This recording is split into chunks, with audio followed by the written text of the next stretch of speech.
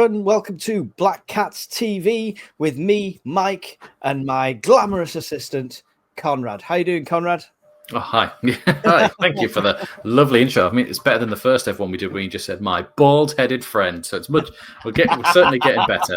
Getting better at these intros. So many jokes. It's not going to go there. Anyway, before we do anything else, stop.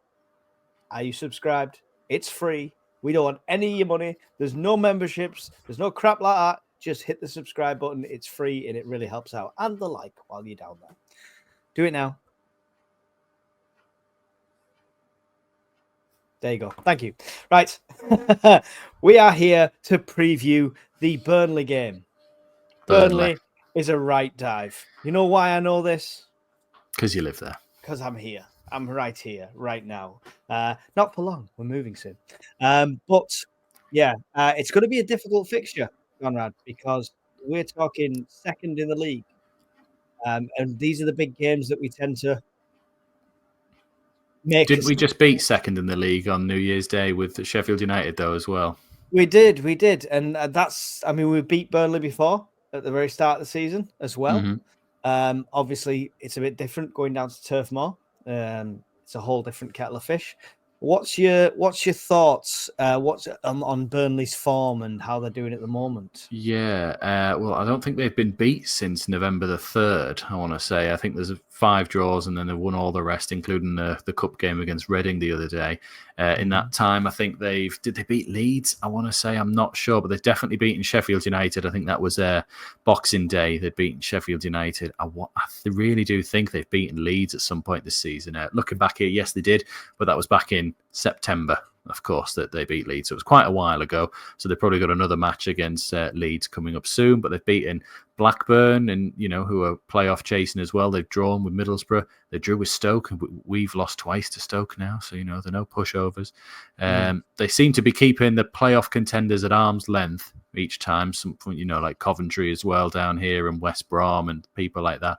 But then seemingly doing the business against someone like Sheffield United as well and picking up the 3 points there and beating who's around them. So to say it is a massive game for us is almost a bit of an understatement. We can leapfrog them. So they're on 52 points. We're on 50 points. So we can leapfrog them, even if United and United win, even if Leeds and Sheffield win, we will be then third place. Okay. But Sheffield have Norwich. I'm not saying it's a pushover for them, but they could easily upset them. Norwich are a bit weird. Sometimes they do really well against teams, and other times they just get blown apart. Yeah, I'm not sure who Leeds have. Leeds have Sheffield Wednesday. So possibly... So they're neck and neck, Norwich and Sheffield Wednesday in the league, so they're playing sort of similar opponents to each other. Both mid-table games, so anything could happen there. But, I mean, this is still a massive game for us because this would cement the gap between Middlesbrough, who are in 5th place, and us easily. And, like I say, leapfrog over Burnley. So, it's... And Middlesbrough are away at Portsmouth, I believe. So if Portsmouth can actually do that weird thing that they do where they turn up and beat someone every now and again, just randomly, like when they beat Coventry, was it 4-1 the other week? You're sitting there going, bloody hell, that's then 12 points between 4th and 5th. Yeah. That's a massive gap there. And then we're doing... I mean, what's quite good is once this game against Burnley's over with, especially if we win, we've only got to play Leeds again. We've done Sheffield United twice. We've done Burnley twice. We've only got Leeds again within that. I think we have to play West Brom and Borough sort of fairly soon, but you're sitting there going, right, well, they're out of the way now. It's what you do against the other teams. That's the important thing. I don't know. I'm not quite sure what to make of it because, like I say, they've been on such a good run, Burnley. But weirdly, we do well against the better sides, I want to say. So, like, we lost recently to Stoke, and we should have played a lot better, should have scored loads of chances. But then we will beat Sheffield United and look quite comfortable at home. Like this is it, yeah. And I don't think we've had terrible away form, but it's going to play a factor. But before we look at our potential lineup, what do you think? Burnley coming out, who's the ones to watch? The danger men, as the it danger were. men. Well, I haven't really thought of a striker of theirs, but Josh Brownhill has been doing really well for them. I think he's a midfielder for them. He's their like number 10, and their striker, their main one, the one that played at Blackburn anyway, was Fleming.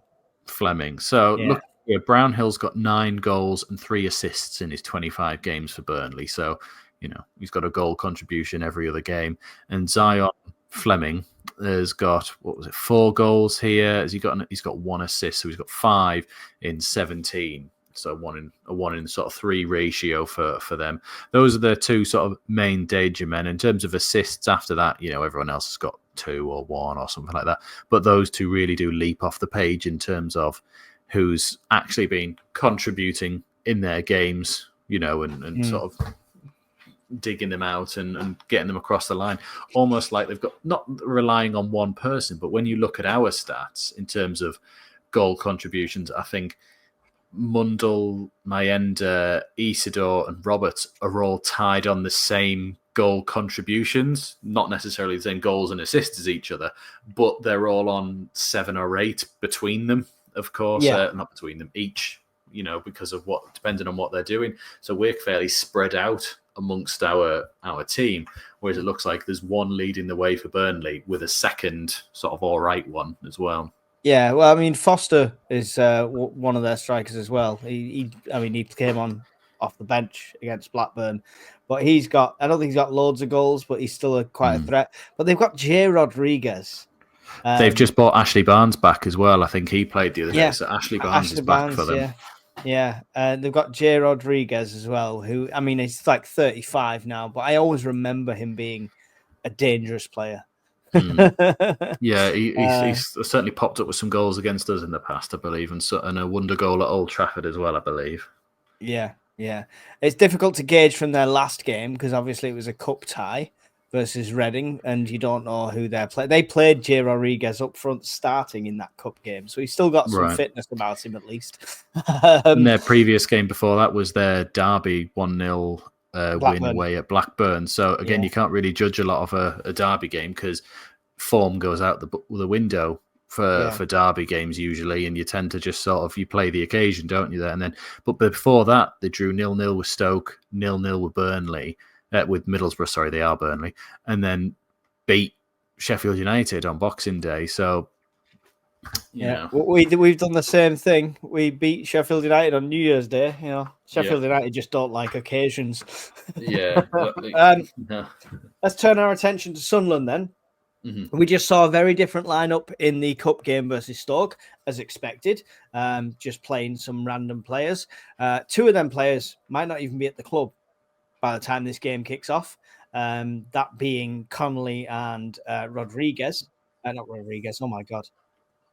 Rodriguez plays Burnley. Yeah, Zach Johnson. It's just because we were just mentioning him. So they're both going to be not here.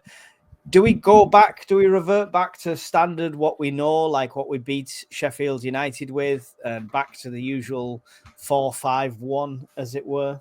Yeah, I think we go back to the team that pretty much played Sheffield United on New Year's Day, just because I thought that was one of the best performances we've put in as a side so far. Just a very composed, not like attacking free flow and we were absolutely smashing, just a very composed display from all of us. So I think Patterson will come back in goal for us there. You'll have across the back line, you'll have Hume, Meppen will come back in, you'll have 09 and Sirkin at left back, because Elise, of course, looks to be a serious injury from the other day. So I'd imagine Sirkin drops in at left back.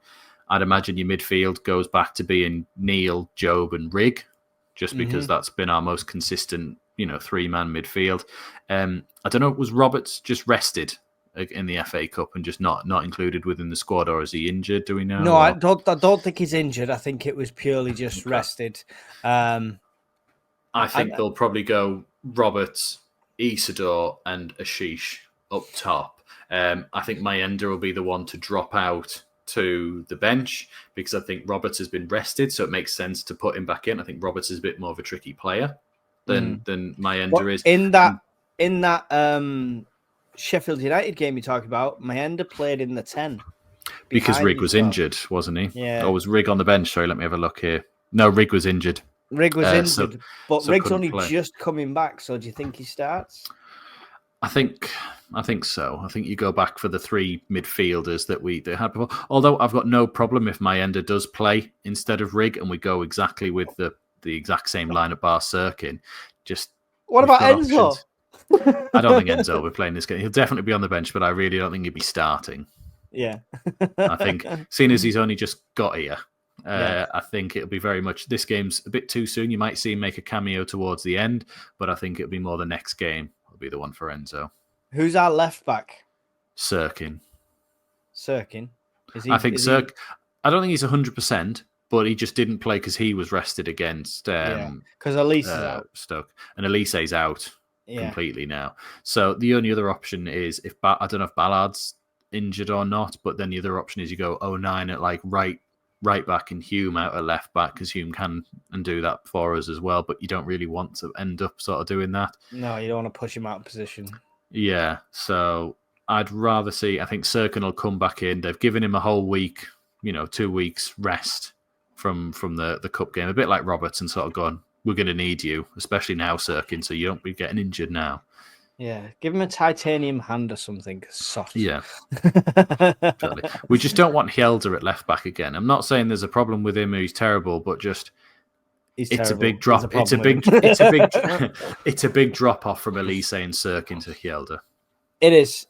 And I'm glad to see Meffin was back on the bench and stuff in the cup game, so we should see him starting as well. Yeah. So. The squad's pretty much there as we know it. I think the struggle. I'd love to see someone like going forward is going to be our centre, which we've mentioned. It's also worth mentioning when Mundle was first put out. I think it was November, towards the end of November, or like 22nd, 21st, 22nd. It was the Coventry game, I believe, wasn't it? The 22nd was it? It was 6 to 8 weeks.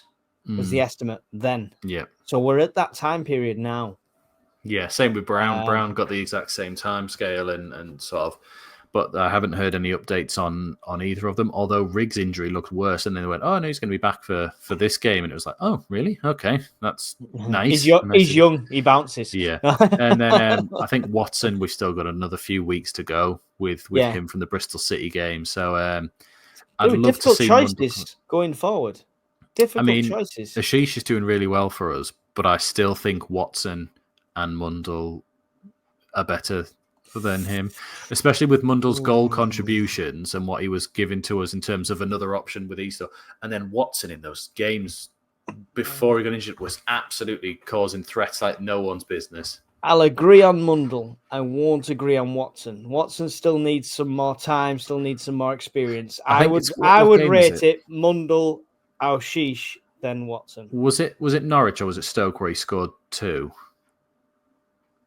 I'm not sure.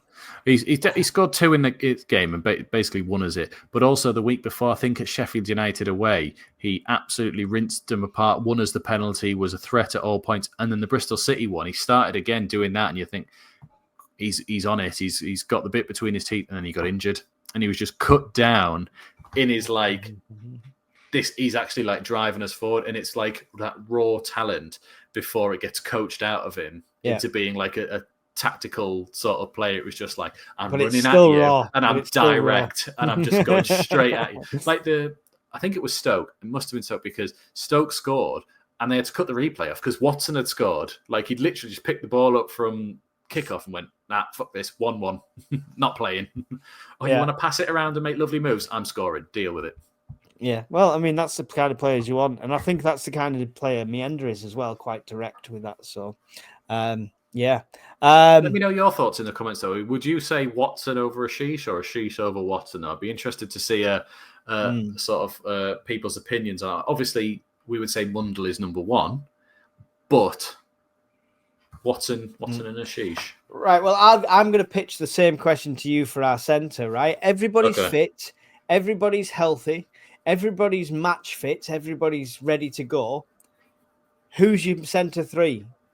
Because you've got Neil, Bellingham, Meander, Enzo, Brown, Alexic, technically, Samed, technically.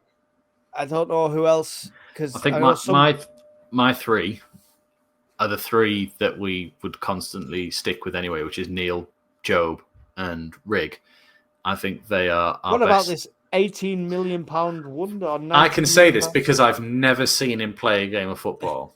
I've never seen him. I don't know where Labrie is going to fit him in that team. So now I could sit here and go, oh, I think he should play where Rig does, like the number 10 and this, that, and the other. And he might play somewhere completely different and use him better than that. I just sit there going, if you're asking me right now what I would pick, I'm sitting there going, I know what these three do.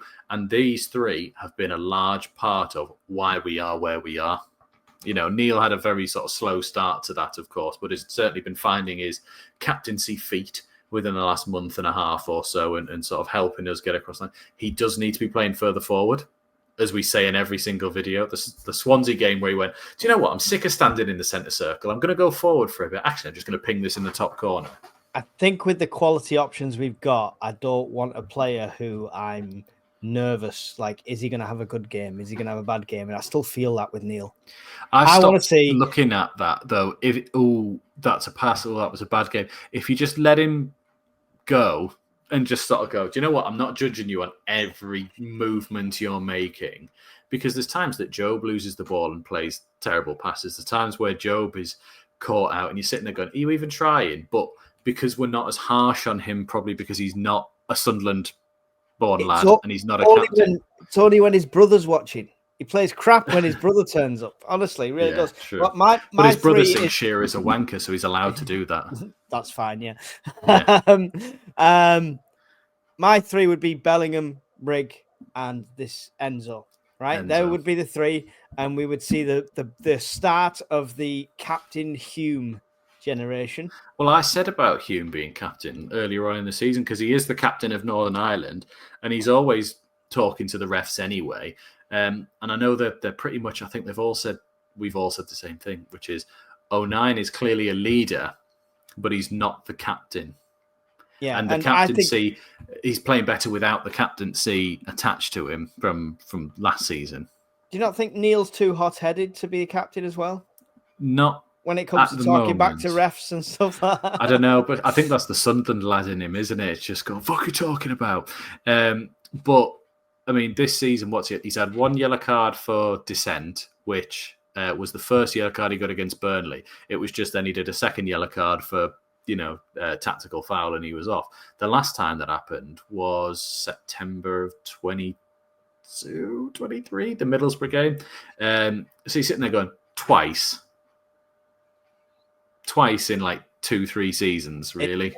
I mean, I don't envy Labrie. He's going to have some difficult choices, but it's nice to have the options. It'd be great to see it's a nice headache. 3, and then the next game there's another 3, and they're all as good as Samed, Brown, and Enzo. Yeah, you know what I mean, and that could produce. Alexic as well. We keep forgetting about him, but he looks like he's getting better each game. Looks really good. Yeah, he looks really good. So yeah. Anyway, good difficult choices to had. And there could be even more if we have some more signings. So it's crazy times at Sunderland, and it looks like the model has been flipped on its ass, and we're actually going for Splashing the cash. Splashing the cash. He's like, they're on to us. We've still promising the deals. We've still not fixed the hair dryers. We best spend some money. You're doing a commentary for the game on the Friday night, are you? I am. Friday night live. With me and a bottle of whiskey. No, just me. Can I have a whiskey? Yeah. You're your own boss. Do what you like. No. So yeah, we'll do Friday night, 8:00 kickoff. So I usually set the stream away about 1:45, and I usually appear on the screen 5-10 minutes after that. So come and join us for that.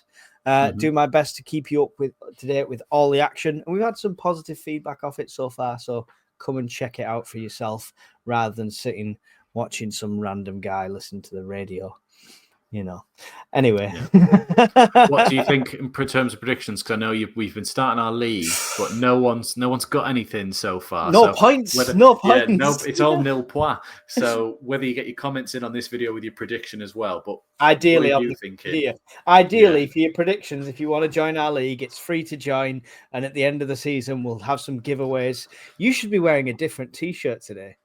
Why? Where's your Black Cats TV t-shirt? You should have had that. It's in the wash because I had it on all day yesterday.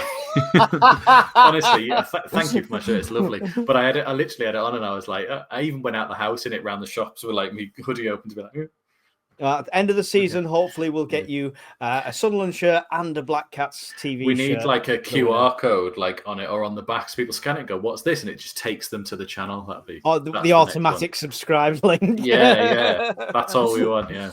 Yeah. Start sticking them in places. People go, what's this? And but we sidetrack anyway. Get your predictions in on this video because it's easier. Because if I miss them in the live chat, sorry, there's going to be no evidence. So get them in here. What's your prediction, Conrad? I'm gonna go 1-0 Sunderland. Oh, that would be painful. That would be painful. Big, massive Labrie bounce back. Yeah. It's going to be 3-0 to Sunderland. 3-0 to Sunderland. I'd love it. Yeah. I'd love it if it happens. Al-Shishi's going to score. And I'm going to fly my flags and see how long my windows last in Burnley. Yeah, see how long you can go. All right, so 3-0 and 1-0. Yeah. So we just need the other ones to get in. But literally, all you have to do is get one right and you're at the top of the leaderboard.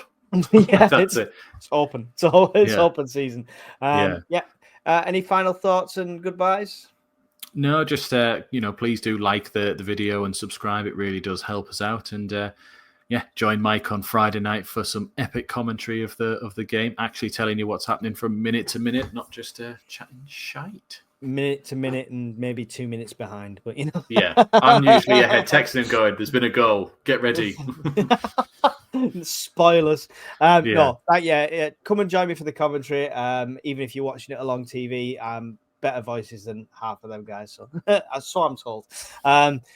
Thanks for watching. Don't forget, like, subscribe, leave a comment, all that lovely things that the algorithm likes, and introduce someone new to the channel as well. Let's get us over 1,000 as soon as we can, because I've got this shirt, Gathering Dust, that I need to give away to one of you. Thanks for watching. See you in the next one. Goodbye.